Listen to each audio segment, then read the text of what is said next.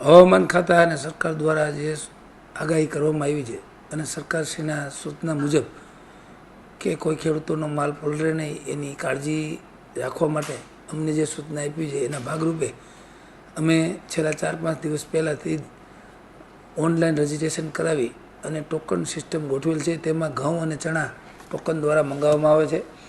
બાકીની જે જણસીઓ કપાસ, મગફળી, જીરું, ધાણા, સોયાબીન અને સિંગફાળા અને અન્ય જણસીઓ રોજે રોજ મેસેજ દ્વારા જાણ કરી અને મંગાવવામાં આવે છે. બધી જણસીઓ અમારી પાસે શેડની વ્યવસ્થા પૂરતા પ્રમાણમાં હોય અને અમે શેડમાં જ બધી જણસીઓ ઉતારવામાં આવે છે. ખેડૂતોને પણ વિનંતી કરું છું કે યાર્ડ દ્વારા જે પણ સૂચના મળે એ પ્રમાણે માલ તાલપત્રી ઢાંકી અને યાર્ડે લઈ આવો અને વેપારીઓ દ્વારા એમને જણસી હરાજી દ્વારા હરાજી પૂરી થાય અને માલ એમનો જોખાય અને બારદાન ભરાઈ જાય તો એમને એમનો માલ સમયસર લોડિંગ કરી લેવો, જેથી કરીને વાછટથી કે વરસાદથી માલ બગડે નહીં.